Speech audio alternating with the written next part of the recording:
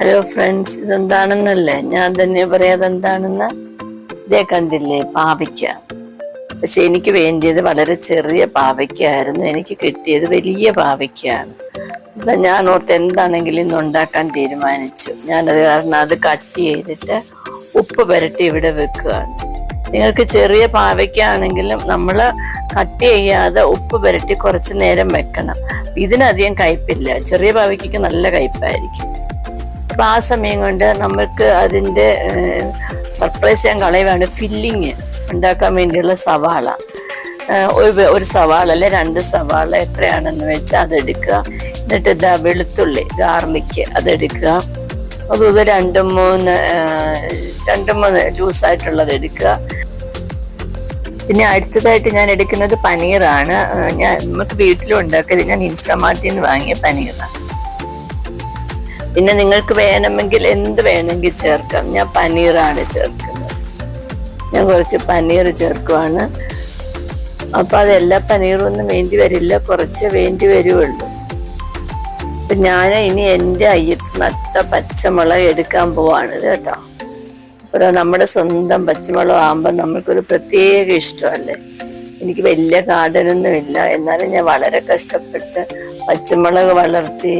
പിന്നെ എനിക്ക് കാന്താരി ഇഷ്ടമാണ്, പക്ഷെ കാന്താരി ഇതുവരെ വന്നിട്ടില്ല.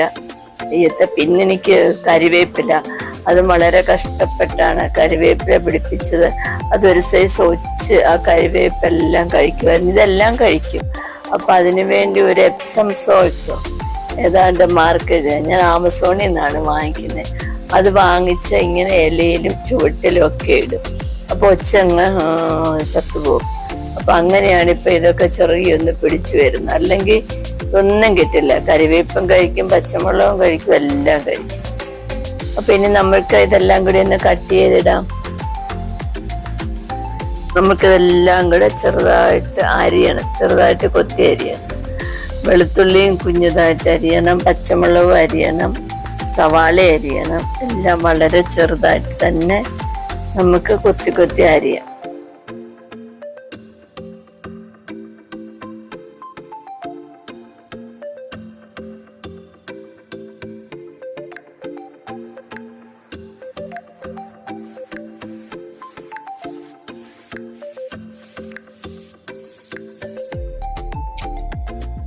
അപ്പൊ നമ്മൾക്ക് നമ്മുടെ പാവയ്ക്ക ഉപ്പ് പുരട്ടി വെച്ചത് എന്ത് നോക്കാം. നല്ലപോലെ കയ്പൊക്കെ ഇറങ്ങിക്കാണും. നമുക്കിനി അത് നല്ല ഫ്രഷ് ആയിട്ടുള്ള വെള്ളത്തിൽ കഴുകിയെടുക്കണം, എന്നാലേ ഉപ്പിൻ്റെ ഇത് മാറുകയുള്ളൂ. നമുക്കെല്ലാം നല്ലതുപോലെ വൃത്തിയായിട്ട് കഴുകിയെടുക്കാം.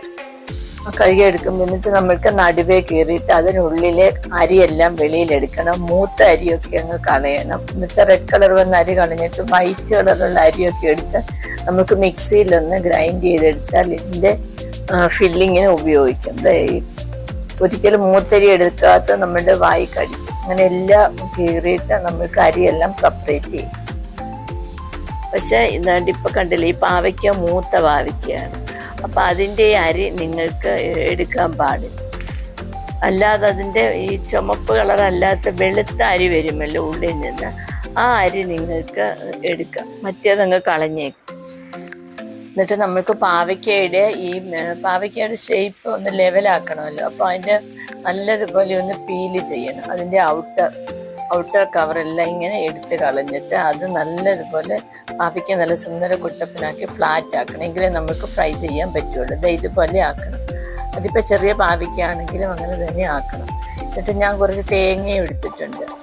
പനീർ കാണിച്ചായിരുന്നല്ലോ, പനീർ നേരത്തെ കാണിച്ചായിരുന്നല്ലോ. ഇതൊക്കെ ഓപ്ഷണലാണ്, നിങ്ങൾക്ക് ആവശ്യമുണ്ടെങ്കിൽ മാത്രം ചേർത്താൽ മതി കേട്ടോ. അപ്പം നമ്മൾക്കിനി നമ്മുടെ പ്രിപ്പറേഷൻ തുടങ്ങാം.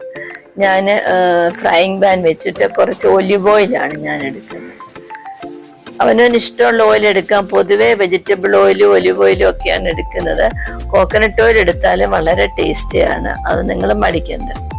എന്നിട്ട് ഞാൻ ഇടുന്നത് കടുകും മുളകും കരിവേപ്പിലയും ഒന്നും അല്ല ഇടുന്നത്. പകരം ആദ്യം കുറച്ച് ജീരകം ഇട്ടു, അയമോദകം ഇട്ടു. അതിനുശേഷം കുറച്ച് വെളുത്തുള്ളി ഇട്ടു. കട്ട് ചെയ്ത് വെച്ചിരുന്ന വെളുത്തുള്ളിയില്ലേ അതങ്ങോട്ട് ഇടുവാണ്. വെളുത്തുള്ളി ഇട്ട് കഴിയുമ്പം പച്ചമുളക് ഇടാം. പച്ചമുളക് ഇട്ട് കഴിയുമ്പോൾ നമ്മുടെ സവാള അങ്ങോട്ട് ഇടാം. സവാള ഇപ്പം എത്ര പാവയ്ക്കയുടെ എണ്ണം അനുസരിച്ച് സവാളയ്ക്കൊക്കെ മാറ്റം വരുത്താം. ഇതൊരു ചെറിയ ലൈറ്റ് ബ്രൗൺ ആകുന്നിടം വരെ നമുക്ക് ഫ്രൈ ചെയ്യാം. ആ സമയം കൊണ്ട് പകുതി പനീർ എടുത്ത് ഞാൻ മാഷ് ചെയ്ത് വെച്ചേക്കുവാണ്. ഇതാണ് ഈ അരിയിൽ, ഈ അരി വേണേ ഒന്ന് ഗ്രൈൻഡ് ചെയ്തെടുക്കാം മിക്സിയിൽ. മൂക്കാത്ത അരി. ഇനി കുറച്ചു നേരം നമ്മൾക്കിത് സോട്ട് ചെയ്തുകൊണ്ടിരിക്കണം. എന്നിട്ട് നമുക്ക് മസാലകൾ ഓരോന്നായിട്ടിടാം. ഞാൻ കുറച്ച് മഞ്ഞൾപ്പൊടി ഇട്ടു, ടർമറിക് പൗഡർ, പിന്നെ കുറച്ച് സോൾട്ട് ഉണ്ട്, സോൾട്ട് ഇട്ടു. പിന്നെ കുറച്ച് ഗരം മസാല ഇടാം. പിന്നെ ആംചൂർ പൗഡർ ഉണ്ടെങ്കിൽ അതിടാം. അവനവന് ഇഷ്ടമുള്ള മസാലയൊക്കെ ട്രൈ ചെയ്യാം. ഓരോ മസാല ഇടുമ്പോഴും അതിൻ്റെ ടേസ്റ്റ് ഡിഫറെൻറ്റ്.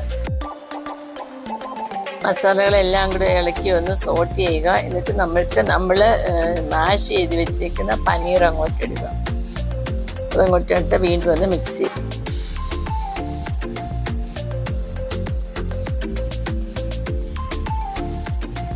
അതിനുശേഷം നമ്മൾ മാറ്റി വെച്ചിരിക്കുന്ന തേങ്ങയില്ലേ, തേങ്ങ കൂടെ ചേർത്ത് നല്ലതുപോലെ മിക്സ് ചെയ്യുക. നല്ലപോലെ മിക്സ് ആയ ശേഷം നമുക്ക് സ്റ്റവ് ഓഫ് ചെയ്തിട്ട് ഇത് തണുക്കാൻ വെക്കാം. ഇത് തണുത്ത ശേഷം മാത്രമേ നമുക്ക് ഫില്ലിങ്ങിനായിട്ട് ചേർക്കാൻ പറ്റൂ.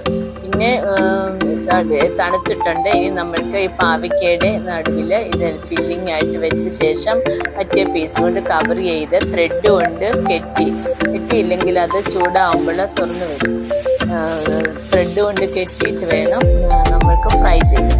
ഡീപ്പ് ഫ്രൈ അല്ല, സ്വാലോ ഫ്രൈ. ഇങ്ങനെയുള്ള പാവയ്ക്കാണ് ഇതിന് ഏറ്റവും ബെസ്റ്റ്. എനിക്കിത് കിട്ടാഞ്ഞത് കാരണമാണ് മറ്റേത് ഉപയോഗിക്കുന്നത്. നമ്മളെപ്പോഴും പാവയ്ക്ക മെഴുക്ക് വരട്ടിയാണ് കൂടുതലും ഉണ്ടാക്കുന്നത്. പിന്നെ ചിലർ പാവയ്ക്ക തീയൽ വെക്കും, ചിലർ പാവയ്ക്ക തോരൻ വെക്കും. അപ്പം അതിൽ നിന്നൊക്കെ വളരെ ഡിഫറെൻ്റ് ആയിട്ടുള്ളതാണ് ഇത്. ഇത് വേണമെങ്കിൽ ഇങ്ങനെയൊക്കെ ഞാൻ പനീറും തേങ്ങയും ഒക്കെ ഇട്ട് ഉണ്ടാക്കുന്നതാണ് കുട്ടികൾ കഴിക്കും.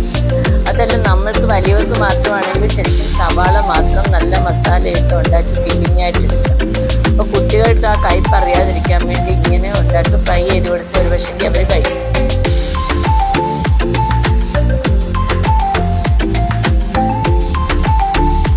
ശരിക്കും വൈറ്റ് കളർ ത്രെഡാണ് ഏറ്റവും നല്ലത്. ടോയിൻ ഉണ്ടെങ്കിൽ അതാണ് ഒന്നുകൂടെ നല്ലത്. പിന്നെ ഒരു നോട്ട് ഇട്ട് കിട്ടുവാണെങ്കിൽ നമുക്ക് അഴിക്കാൻ എളുപ്പമുണ്ട്. അങ്ങനെ എല്ലാ പാവയ്ക്കയും നമ്മൾ ടോയിൻ ഇട്ട് ടൈറ്റായിട്ട് കെട്ടണം. എന്നിട്ട് നമ്മൾ ഫ്രൈങ് പാൻ അടുപ്പിൽ വെക്കുകയാണ്. നമുക്ക് ഇഷ്ടമുള്ള ഓയിൽ ഉപയോഗിക്കാം. ഞാനിപ്പോൾ ഒഴിക്കുന്നത് കോക്കനട്ട് ഓയിലാണ്. ഏത് ഓയിൽ ഒഴിക്കുന്നതിനും കുഴപ്പമില്ല. നമ്മൾ ഓയിൽ ഒഴിച്ച് ഓയിൽ ചൂടാകുമ്പോൾ സ്വാലോ ഫ്രൈ ആണ്, ഡീപ്പ് ഫ്രൈ അല്ല. അപ്പം നമ്മൾ ഓയിൽ ചൂടാകുമ്പോൾ നമ്മൾ ഫിഷൊക്കെ ഫ്രൈ ചെയ്യാൻ വെക്കുന്നതിൻ്റെ കൂട്ട് ഇത് നിരത്തി വെക്കുക. എന്നിട്ട് കുറച്ച് അടച്ചു വെക്കുക. അടച്ചു വെച്ചാലേ അത് വേഗമുള്ളൂ. പാവയ്ക്ക നമ്മൾ കുക്ക് ചെയ്തിട്ടില്ലല്ലോ, മസാലകൾ ഓൾറെഡി കുക്കാണ്.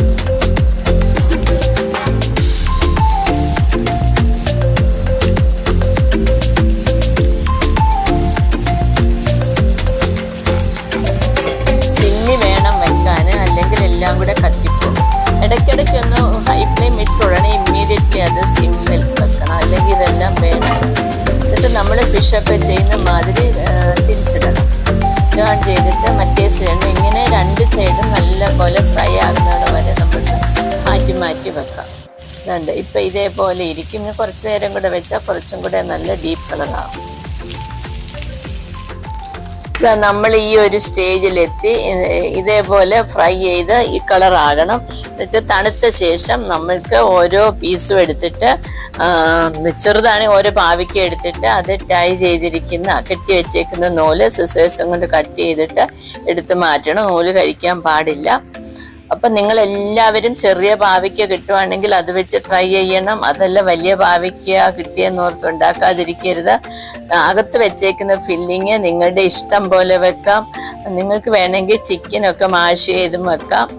അത് നിങ്ങളുടെ ഇഷ്ടമാണ് കേട്ടോ. രീതി മാത്രമാണ് ഞാൻ കാണിച്ചു തന്നത്. അപ്പം എൻ്റെ ഈ ഡിഷ് ഇഷ്ടപ്പെട്ടെങ്കിൽ എൻ്റെ ചാനൽ ആദ്യമായിട്ടാണ് കാണുന്നതെങ്കിൽ സബ് ചെയ്യണം, ബെല്ലൈക്കൺ പ്രസ് ചെയ്യണം. എന്നാലേ ഞാൻ കുക്ക് ചെയ്യുന്ന എല്ലാ സംഗതികളും നിങ്ങൾക്ക് കിട്ടുള്ളൂ. Thank you. ബൈ.